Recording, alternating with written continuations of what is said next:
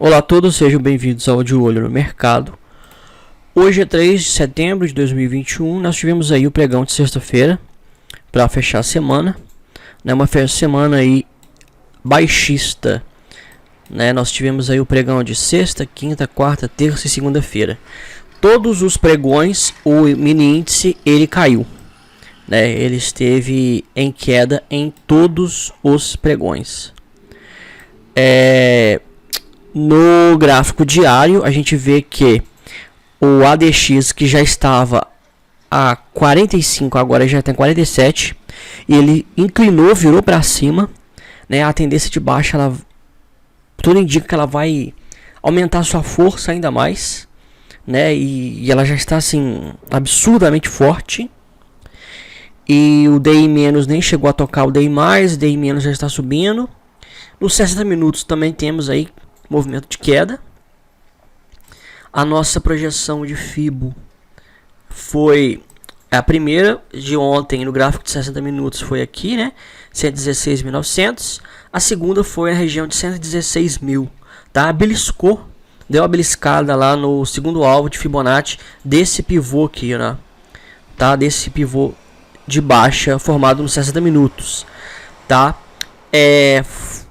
Caiu forte, deu uma leve subida, andou de lado, possivelmente essa vai andar de lado até que a média de 20 chegue no preço, ele volte a cair, rompendo abaixo desse fundo, confirmando aí mais um pivô de baixa, tá? No 60 ou no gráfico diário, ele está para romper esse fundo aqui, né? Rompendo esse fundo aqui, ele vai confirmar esse pivôzão grande nessa pernona aqui de baixo, que vai dar para poder fazer a projeção dela aí para baixo, tá? Mini índice está em queda, tá baixista e vai cair ainda mais, né? Os preços agora já estão encontrando a banda de Bollinger inferior e aí eles tendem a empurrar essa banda de Bollinger. Pode ser que o mercado tente dar uma segurada aqui na região de 114.800, só que economicamente e não tem nenhum fator, tá, que venha justificar, né, uma defesa aí por parte dos comprados, tá? Nada que justifique, né? Por exemplo, o dólar a gente sabe que ele na região de R$5, né, o mercado ele enche a mão, né? Porque a R$5 o dólar está barato em relação as questões econômicas que estão acontecendo, né? Olha para você ver, o dólar ele está dentro de uma grande consolidação do gráfico diário, enorme consolidação. Aí no gráfico diário ele está dentro de uma consolidação e dentro dessa consolidação ele está numa consolidação no gráfico de 60 minutos, né? Ele está triplamente consolidado, triplamente andando de lado, tá? Assim, uma coisa inédita, tá? Olha só, eu pego aqui no gráfico de 60 minutos na esquerda, mostro para vocês aqui, ó, olha só a consolidação dos 60 minutos. E aí eu diminuo o zoom, eu tenho a consolidação aqui do diário e eu diminuo o zoom, eu tenho uma outra grande consolidação do gráfico semanal. Essa consolidação aqui é do gráfico semanal. Então, ele está no semanal, no diário e nos 60 minutos em consolidação que é sem tendência, tá? Alguns chamam de tendência lateral. Só que tendência mesmo só existe duas, né? A de baixa e a de alta, né? Lateralmente ele está sem tendência, ele não está tendendo para nenhum lado, né? A ideia de tendência é uma ideia de que o preço ele está inclinado para uma direção. E se ele não está inclinado para nenhuma direção, ele está sem tendência, né? Eu não concordo muito com o termo tendência lateral. Embora até mesmo a literatura, né, e literatura utilizada aí, por exemplo, no CNPI, né, a prova de analista técnico da PMEC, que utilizam nessa tendência lateral. Mas então ele está sem tendência, né, triplamente sem tendência. Ou seja, não tem cabimento fazer qualquer tipo de estudo no dólar. Qualquer tipo de estudo para fazer qualquer projeção. Não tem cabimento. Tá? Aqui no gráfico diário, ele está ensaiando um possível pivô de baixa, né? Ele caiu, aí agora ele está fazendo a correção Se ele voltar a cair e romper este fundo, ele vai confirmar esse pivô. Aí vai dar para fazer uma projeção para baixo desse pivô. Né? Já adiantando como se faz a projeção, pegamos o preço de Fibonacci, colocamos lá em cima na máxima, colocamos na região do fundo, né? E aí aqui, ó, se for essa a cabeça do pivô, ele tem projeção em R$ 4,96, tá? Mas isso se ele segurar nessa região e os preços caírem, tá? Os preços precisam primeiro cair e romper esse fundo. Até lá, essa projeção aqui não é válida. Isso aqui é apenas uma especulação, né? Sem sentido. Sem sentido, porque se não cai e não confirma o pivô de baixa, ele não vai cair mesmo. Ele já está dentro de uma consolidação e ele vai romper a média de 20 e vai voltar a subir, tá? Até porque o Ibovespa está em forte queda, né? A gente viu aqui o índice futuro, o Ibovespa está aí, ó, em forte queda, forte tendência de baixa, tá? Tem aí Ibovespa em queda, dólar a priori em alta, né? No Ibovespa aqui à vista, né? Nós tivemos um candle do barra elefante e um doji, né? Um gift, né? Sendo formado aí por um doji, e ou seja, é uma pequena correção para a retomada do movimento de queda. Você pode ver que o volume comprador foi absurdo, mas os preços seguraram, né? Ou seja, tem muito mais gente vendendo que comprando, tá? Existem vezes no mercado que as coisas são meio nítidas, né? Agora, por exemplo, é totalmente nítida, né? Que o Bovespa tem queda, tá? Aí tem gente que fica especulando, a China vai voltar a querer demandar minério de ferro, e isso vai impactar os preços de Vale, e aí Vale pode voltar a subir e tal, tá? Por enquanto é especulação, porque Vale está em consolidação. E eu já disse, eu fiz um estudo, esse desenho aqui é do estudo. A literatura nos fala que consolidações elas acontecem também no meio de tendências, tá? Então, o que acontece? Tem aqui no caso uma tendência de baixa. Nós temos uma consolidação, que é uma lateralização até que a média chegue no preço. E aí uma posterior queda. A consolidação no meio de uma tendência, ela é um padrão gráfico de continuidade, tá?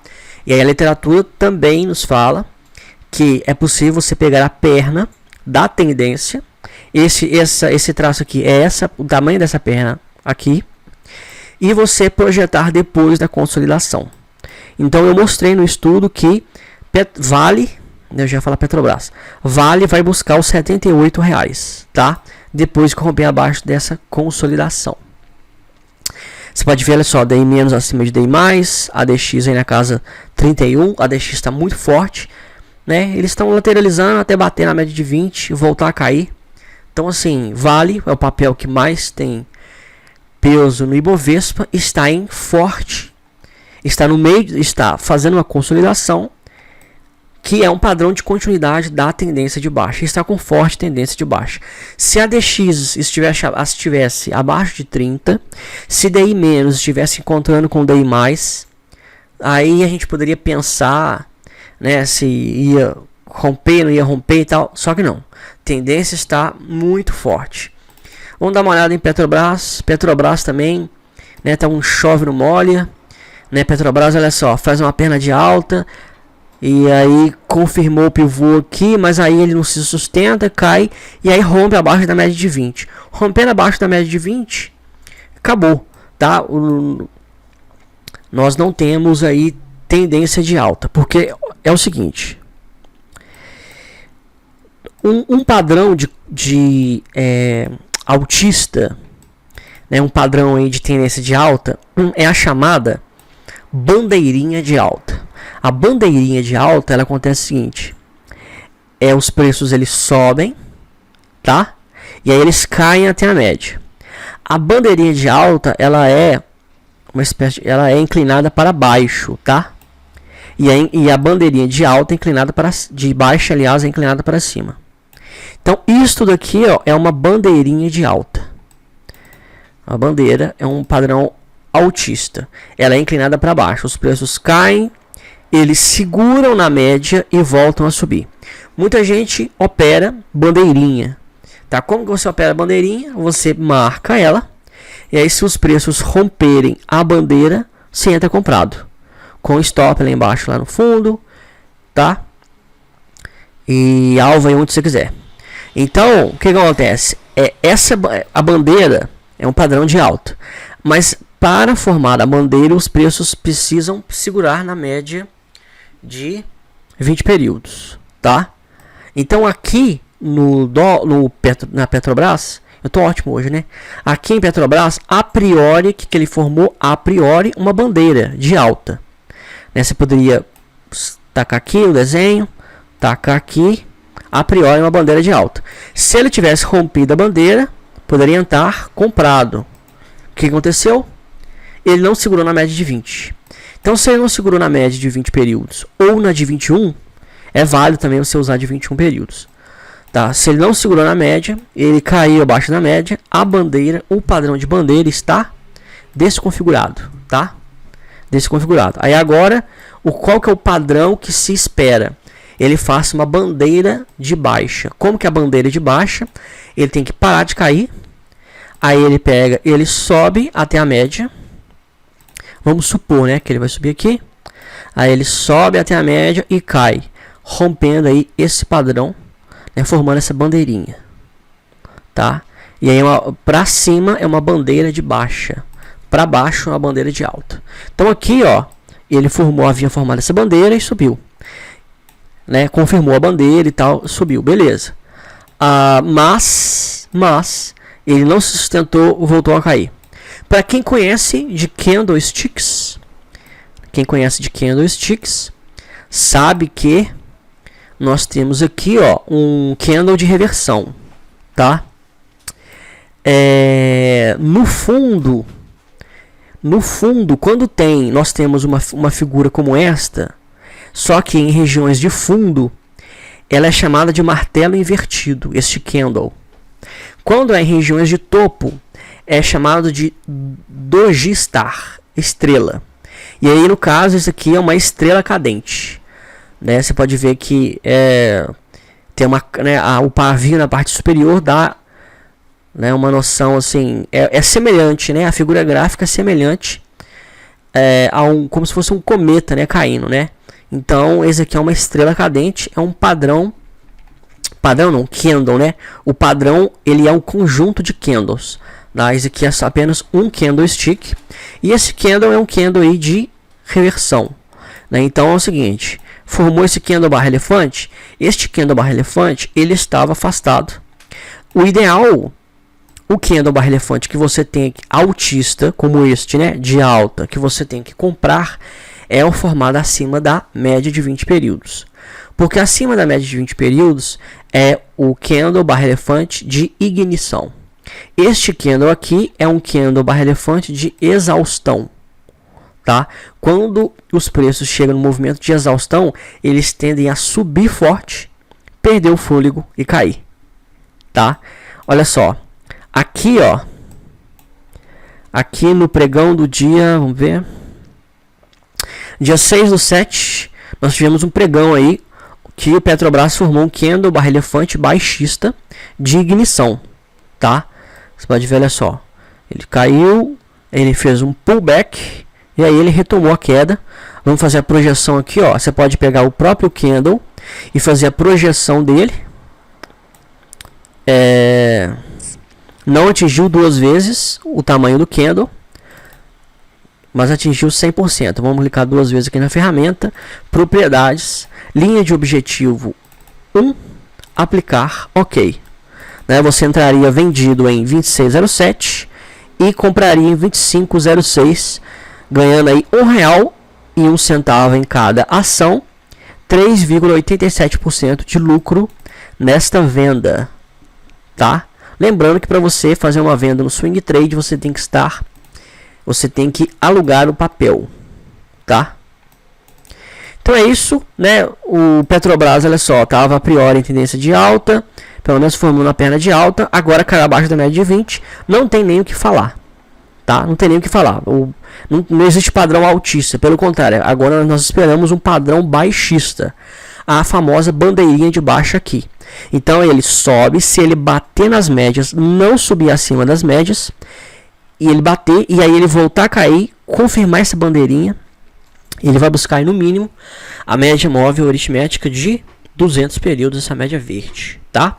Agora você fala, mas se ele não se ele subir acima das médias, ele vai estar em consolidação.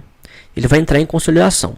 Ele formou aqui, ó, um fundo do mesmo tamanho. Aí se ele formar um topo aqui no meio, né, ele não rompeu nem o topo mais alto e nem um fundo mais baixo, tá?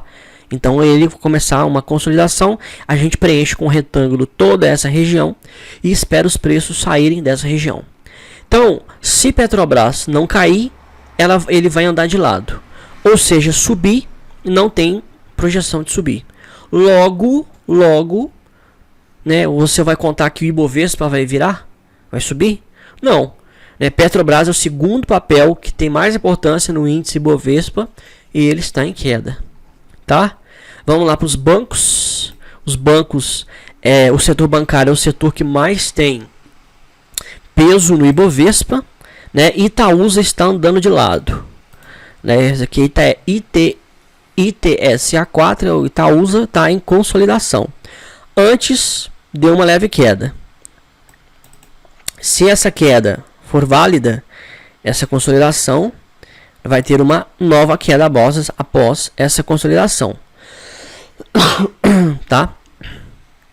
Então, ITSA4 está andando de lado, sem força, né? Não tem força compradora, não tem indícios nenhum de que Itaúsa vai virar, vai subir, né? Itaú também consolidação, mas está DI menos acima do DI mais, ou ele continua andando de lado ou ele cai.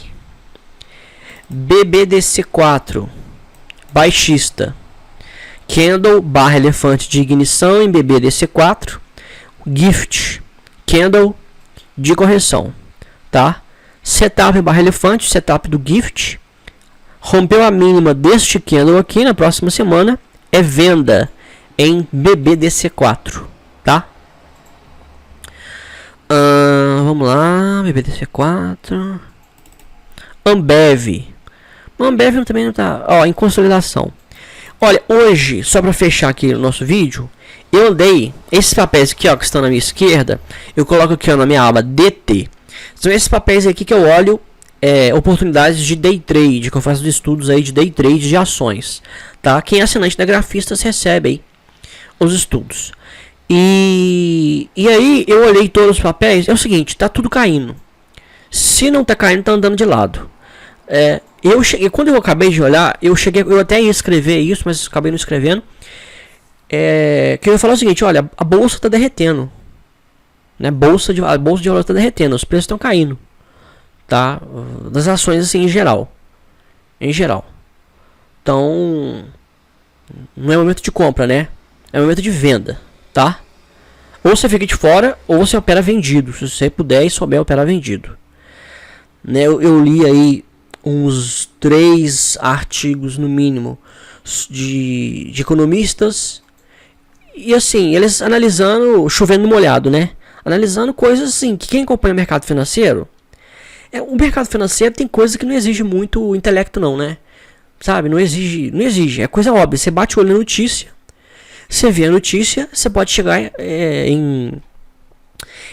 você consegue identificar os resultados, os efeitos lógicos daquela notícia. O Brasil está em crise hídrica. Os reservatórios estão na mínima. Vários analistas e etc. já falaram, vai faltar energia. O setor industrial não vai ter energia para ficar com que as máquinas fiquem funcionando. Quem sabe economia básica, economia brasileira, economia, né? Seja brasileira, seja que for, é a economia, a ciência econômica. As bases da ciência econômica sabem que um dos pilares da economia de um país é a produção industrial. Tá? Então, assim, se isso logicamente vai afetar a produção industrial, as empresas vão ter que produzir menos, ou vai ter um custo muito grande, porque o gasto com a energia vai ser muito alto, porque as indústrias elas gastam muito com energia.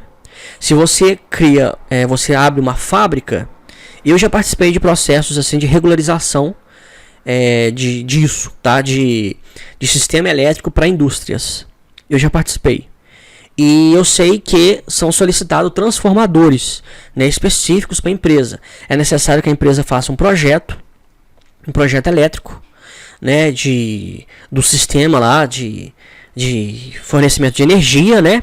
Aí ela entra com esse processo na empresa, né, na concessionária lá de energia, para que a concessionária de energia possa vir e instalar o transformador. A empresa compra o transformador e tudo mais, mas a empresa de energia que vai lá e instala, tá? Mas aí eu tenho todo o processo interno, né? Eu moro no estado de Minas Gerais, né? E eu já trabalhei já em processos junto à CEMIG, aqui é a CEMIG, né?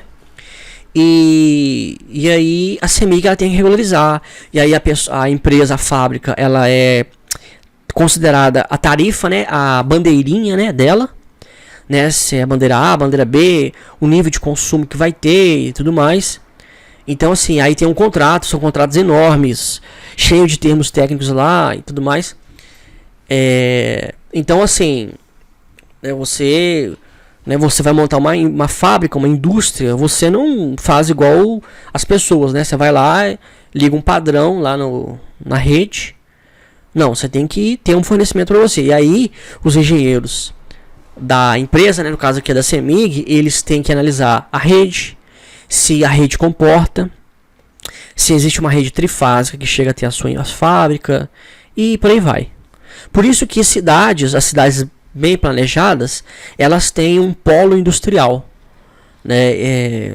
Geralmente, né, você fala, o bairro tal, XYZ, é um polo industrial. Por quê? Por que isso é benéfico, né, para a cidade? Porque a empresa de energia, ela consegue fazer um planejamento, né, e uma estrutura melhor para aquela região, para comportar empresas naquela região, né? E aí o município ele dá desconto, né, em IPTU, em uma série de descontos lá, em impostos, para atrair empresas para poder ir para aquele local, né, que já tem uma estrutura.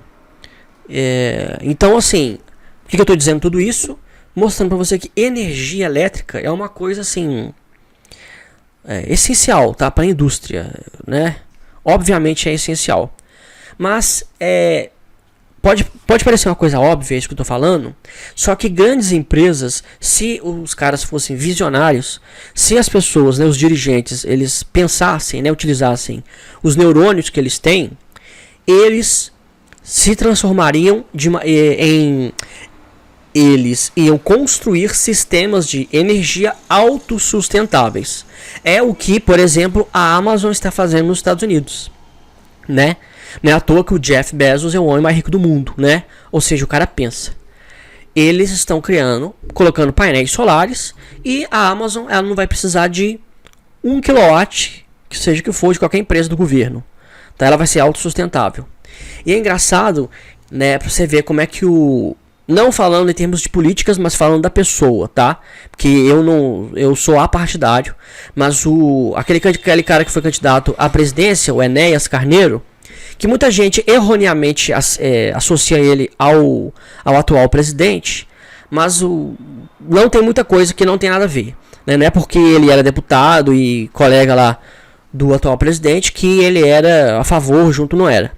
Muita gente pega as ideias dele, né, que ele não foi ouvido, né? A imprensa ela caricaturizou ele, né? Criou uma caricatura em cima dele pelo jeito dele de falar. Ele era muito enérgico, né? O Enéas. Mas ele era professor de cardiologia, o cara formado em medicina, matemática, física. Ele começou a estudar filosofia, ele lia, enfim, o cara era um intelectual assim gigante. Ele era extremamente inteligente, Só pra vocês terem uma ideia, ele teve um cursinho pré-vestibular que ele dava aula de matemática, física, química, biologia, português e acho que inglês também. Ou seja, ele era o professor de quase todas as matérias, tá? Assim, o cara é absurdamente inteligente. E tem algumas palestras. Ele participou de muitos programas de televisão, né? Aí tem muitos vídeos na internet sobre ele, palestras, entrevistas, e tem alguns vídeos em que ele fala sobre a energia solar. E aí ele pegou e ele falou, olha, o Brasil é um dos poucos países do mundo que tem a luz do sol o ano inteiro. Então a energia solar é uma coisa assim, é uma riqueza brasileira. O Brasil poderia ter uma matriz energética de energia solar enorme, tá? E não depender de hidrelétricas e tudo mais. O cara falou isso, foi lá em 1994, 1991, 1989, que foi a primeira vez que ele candidatou, né? E o cara não foi ouvido, foi taxado de louco, né?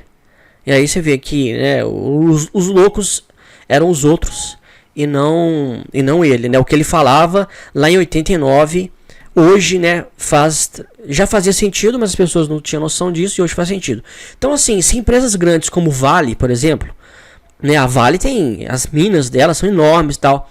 Se eles investissem em energia solar, tá, eles conseguiam colocar, enfim, eles poderiam ser autossustentáveis e isso ia diminuir muito o custo deles e tal, né? Mas, né, existem algumas mineradoras que tem, né? Tem algumas hidrelétricas, tá? Mas são pequenas, né? São estruturas muito pequenas, porque as grandes hidrelétricas pertencem ao governo. Então, assim, a falta de energia vai impactar. Vai ser, na minha opinião, eu até escrevi isso hoje, a maior crise do Brasil. Maior crise. Não teve outra crise maior do que essa que vai ter agora. A crise hídrica. Porque as pessoas falam o seguinte, olha, não está tendo água nos reservatórios e não vai ter. Porque choveu pouco esse ano e ano que vem vai chover menos ainda. Só que o pessoal também não chega à conclusão, não raciocina que a agropecuária, o agronegócio, que é a parte mais forte da economia brasileira, também vai faltar água, porque não vai chover. Tá? E isso também vai afetar também a produção de alimentos. Tá? Então, assim, o caos está instalado e a inflação vai voltar a subir. A inflação vai voltar a subir, os juros vai ter que correr atrás da inflação. E aí o governo vai ter que pagar mais pelos títulos públicos, porque ele paga em cima dos juros, né? E aí a dívida pública do governo vai aumentar, porque o governo, para pegar dinheiro emprestado, ele vai ter que pagar mais de juros. E aí é uma bola de neve que já vem aí, ó, pelo menos há uns 30 anos, tá? Porque é engraçado que os mesmos candidatos à presidência que as mesmas pessoas que já estiveram na presidência, né, ficam querendo se voltar a candidatar. E assim, eles não resolveram o problema, né? É engraçado isso. Nem o atual presidente resolveu, né? E ele não fez nem o mínimo para poder resolver. E que ele prometeu, né? Que são as privatizações, etc. E nem os presidentes anteriores, tá? Eles tiveram a faca e o queijo na mão. Então, assim, parece que quando o cara tava no governo era diferente. Não, ele já tinha um problema na mão dele. Ele preferiu gastar com outras coisas do que diminuir a dívida pública, do que, né, privatizar, do que investir em empreendedorismo, sabe, em tecnologia e por aí vai. Então, assim, né, se os mesmos atores figuram no cenário político e eles não resolveram o problema, é de se pensar também porque, né, se eles vão resolver o problema, já que eles já tiveram a faca e o queijo na mão, tá? Então, assim, propostas, né, ano que vem tem ano de eleição, propostas políticas são de resolver o problema daqueles que já estiveram no poder e já estão no poder e não fizeram nada, é tudo mentira, né? É tudo mentira. Então, assim, perspectivas de curto e longo prazo pro Brasil são ruins, né? E aí as pessoas ficam assim, eu vi, só para fechar, eu vi uma casa de análise aí, né? Enfim, uma empresa de investimento fazendo projeção de 135 mil pontos pro Ibovespa até o final do ano. 135 mil, ou seja, eles estão apostando que o Ibovespa vai voltar a subir. É piada, né? Diante do que está acontecendo, que está prestes a acontecer, que já está acontecendo, é piada. Então, assim, os caras não têm compromisso com o que eles falam. Eles falam o que eles quiserem, né? Então, isso é para refletir, para você aí, né, poder administrar, né, o seu portfólio, não contando aí com a palavra, né? Orientações de gente que não analisa os fundamentos da coisa toda, ok? Lembrando, para fechar, que segunda-feira é feriado nos Estados Unidos, Labor Day, né? E feriado nos Estados Unidos, a liquidez da Bolsa Brasileira cai muito, tá? Né, os estrangeiros lá, feriado lá, os caras não operam, e os caras não operam nem Bolsa Americana nem Bolsa Brasileira. A Bolsa Americana está fechada, a Bolsa Brasileira vai estar aberta, mas os caras não operam, os caras estão em feriado. E aí o dinheiro estrangeiro é o grande dinheiro que circula aí na Bolsa, tá? E terça-feira é feriado aqui no Brasil, não vai funcionar a Bolsa mesmo. Então semana que vem é uma espécie de marasmo que vai acontecer aí na Bolsa. Eu já havia falado isso ontem, pelo menos com quem me segue nas redes sociais, né, para poder aí se estruturar, para não ficar posicionado muito grande por conta do feriado final de semana, né, que pode ter ruídos aí que podem vir impactar a bolsa, ok? Um abraço a todos e, se Deus quiser, até a próxima semana.